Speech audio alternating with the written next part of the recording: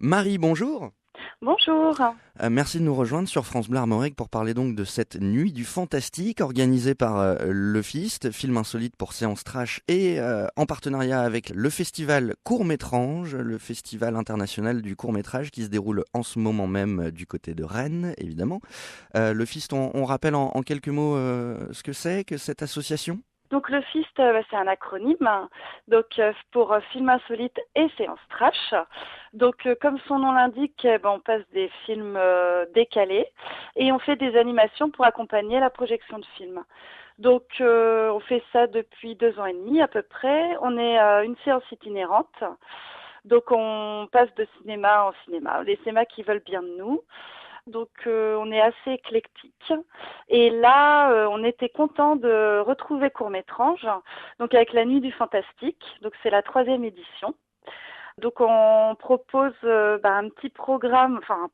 un gros Oui, programme, c'est ce que parce j'allais que dire, ça, un très c'est gros toute une programme nuit même. quand même. Et donc c'est ce vendredi soir, à partir de 22 heures, au Cinéville Colombier. Et cette année, en fait, on a remis le couvert avec le parcours Métrange. Donc il y a des expositions, des conférences, et donc la Nuit du Fantastique. Et la nuit Voilà, du fantastique, vous le disiez, c'est donc ce soir au Cinéville Colombier, c'est à partir de 22 heures jusqu'à 6 heures du matin, c'est pour ça que c'est une grosse soirée tout de même. c'est Euh, ça.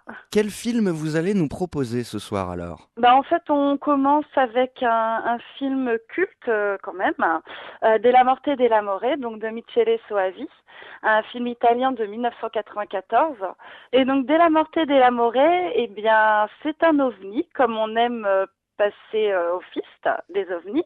Alors c'est avec Rupert Everett qui est un peu tombé dans l'oubli, mais là qui est vraiment très très bien. François Hadji Lazaro, donc qui est le leader des groupes de rock français Les Garçons Bouchers Et et Pigalle, Pigalle. exactement. Et oui, qui continue d'ailleurs. Et Anna Falchi, qui à l'époque était mannequin. Enfin, on l'a plus pris pour sa plastique, mais elle joue quand même très bien. Enfin, elle se débrouille bien. Et en gros, c'est l'histoire d'un fossoyeur, interprété par Rupert Everett, qui s'appelle Francesco Della Morte.